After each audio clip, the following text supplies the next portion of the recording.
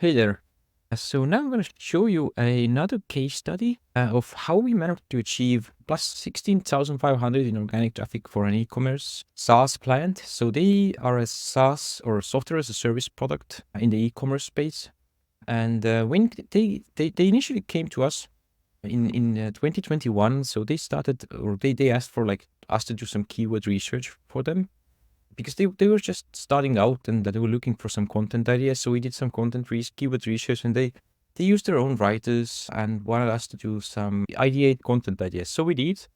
And then like a year later, they came back to us. They had written all the content by themselves with their external writers and so on. And then they said, yeah, now we have all this content live on our site. The articles, they're not ranking and they're not really doing anything for us. Can you build some links for those articles and maybe also for our product pages and our service pages? And we said, yeah, sure, let's go after it. So we did some research to find out like how many links different pages need and what are the gaps, how many links they're missing, and so on. And we started building links for them in August 2022, and we built links throughout. And like they wanted us to continue to build links, start working almost immediately. Like as soon as, because the articles were really well done, we had done the keyword research in 2021, and the articles were like really well put together, and all they needed was fuel to add fuel to the fire. So all they needed was backlinks, which is what we continue to preach. Like I've said it many times over. Like if you are an e-commerce store and you have all your collection pages and product pages set up and they're not ranking yet, all you need in most cases is just backlinks. It's just authority to boost rankings, and this is what we did for them. And we just compounded, just kept on building the different pages until they ranked. And unfortunately, at some point, the client came to us, and at that point was January 2024. So in the beginning of this year, I'm recording this in June 2024. The client came to us and said, hey, we're already ranking number one for almost everything. Can you please stop doing what you're doing? Let's pause everything. And we were like happy and sad at the same time. Sad to see the client leave because we had hired team members and everything to fulfill for the client, but also we were happy because we had achieved the max results for the client. So yeah. By the way, now just a quick update. The client has rehired us because they have lost some rankings now because they stopped doing the work. Most of the results have still remained, but like because their competitors are also building links, their competitors are not sleeping on SEO either. So yeah, they still have to do some work because SEO is so valuable for them. It's a major traffic generator. It's a major lead source for them. But yeah, so overall, what we did for them to get this is like the basic overall overview is here I'm also allocating like total SEO resource allocation. And this also includes like we did zero technical SEO because the client didn't want anything done to them. Although actually we did do like a free analysis to them. We didn't charge anything for them. We just did the analysis anyways. We didn't even tell them.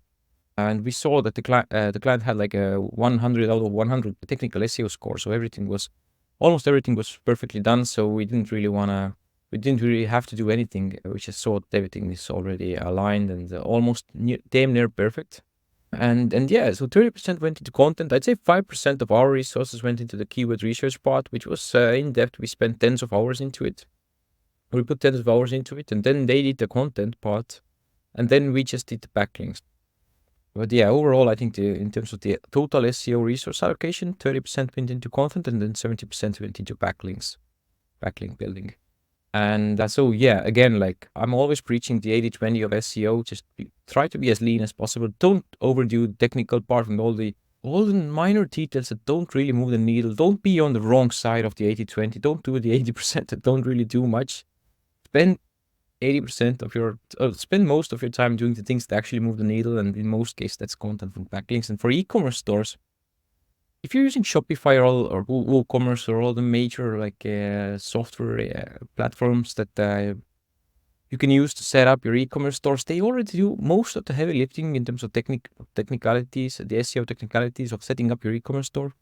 You should have all the major things or all the boxes checked already. So all you mainly need is just backlinks and some on-page settings, optimizations.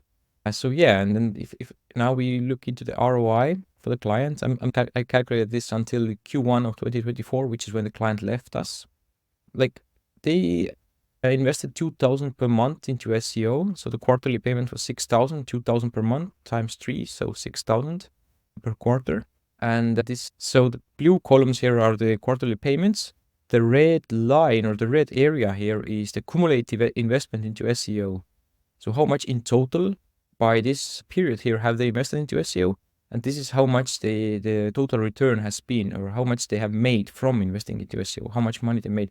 And this simple calculation, they actually make more. Like if in my previous case study video, like if for another e-commerce client that was selling products, like in their case, I estimated or in most of these calculations, I estimate one customer to be worth $1 because in most of these cases, we mainly we try to get clients or customers or organic visitors to our clients' product and category pages, not to their blog articles.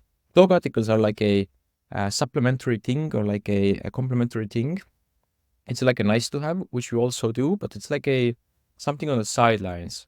Most of our efforts go into ranking our clients' product and category pages.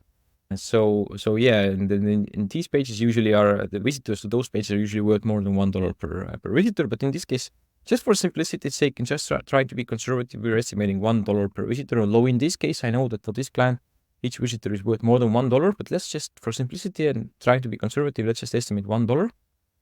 So again, for them as well, like because they already had such good content up on the site, the SEO work started to pay off almost immediately. The link building. And you see here for the first few months, SEO, like the investment was bigger than what they got back from the second quarter onwards. What they got back from SEO was already bigger, or they started to make more from SEO than what they put in. And like when they left us, they had like the upper line here is $300,000. They were nearing that amount, and then now this is what happened. Like they told us after spending $42,000 with us. They told us that, hey, now let's pause everything. So they paused everything and the results still kept going on and compounding, and they still are starting to make or continuing to make money from the SEO work that has been done. So the ROI keeps compounding from the SEO work. That's the power of SEO. That's why I love doing SEO for clients, although I don't enjoy them leaving us once we get the number one rankings. But yeah, this client saw that once you stop doing it, you might... If your competitors are still doing the work and you stop doing the work, you might lose your number one rankings. Although luckily, once you already are ranking number one, you don't have to do the same amount of work that you had to do to get to number one. You have to do way less work, but you can't stop doing everything. Actually, you can. You just have to consider that you might lose some of the number one rankings that you have achieved. And also, just to show you some parts of like what it is, like if you don't really know or you don't understand, like what does it mean, like a backlink, or what does an actual backlink mean, or what does a content mean, I'm gonna show you here, like of course you know what a product page or a category page is, like, but if we're doing blog articles, I know it's like a supplementary thing, but like blog articles, like this is just an example from our own e-commerce agency, SEO e-commerce agency blog. Like we create blog articles that are like complementary or like support the overall topic of the website to increase our topical authority, and to like if people are searching for, like, let's say you have a website about, let's say that you're selling coffee machines, and people have questions about different coffee machines, like they're comparing like Jura coffee machine or like one brand of coffee machine versus another. And they're comparing these two machines and you're selling both of them, and they're Googling like this machine versus another, you could have an article about it, like a blog article about it. And then you having this blog article about it, you could link from this blog article. Like people are typing this in, they find your article, and you having this article will enable you to rank, because your product page wouldn't rank for this article, for this keyword, because Google will show people what they're looking for. If someone's searching like Jura, which are two coffee machine products, they're not gonna show product pages or collection pages even. They're gonna show a blog article comparing these two. So then you need to have this comparison article, and we help our clients craft these kinds of articles. Then you can make sales from these articles because you could link to those products from that article, but the article itself has to be in depth as well. Just an easy example. In our case, we're not an e-commerce store. We're a SEO agency catering to e-commerce stores.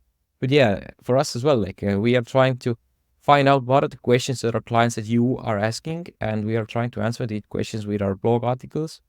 And then we just craft these blog articles and link to our service pages, trying to capture you and get you to request a video audit from us, and hopefully you ask about our services and move our funnel.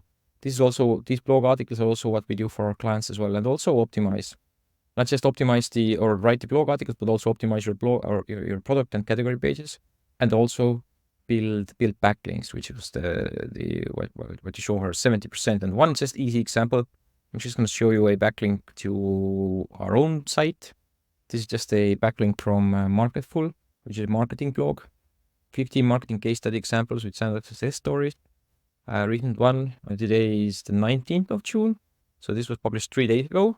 And this is like linking to our site, the Redbat agency site. This is my picture of me, and link to our own agency. And this is just a quote. This is a backlink that we got through Haro strategy. This is linking to our homepage, but this is really good because if you look at the metrics, this is a DR58 backlink, and this is from a real proper website, a marketing blog. So yeah, although the traffic to this site isn't that high, but still it's a decent backlink, a natural backlink. So we use different strategies. I'm not going to go into detail about different backlink getting strategies, but yeah, these kinds of backlinks, they will move the needle, and this is what you need to allow all your different pages to rank higher, and yeah, these will help you outrank your competitors and Amazon, for example, as well. So yeah, let me know if you have any questions. I hope this video was helpful and you could get some ideas how you could dominate your niche. So yeah, thank you and have a great day.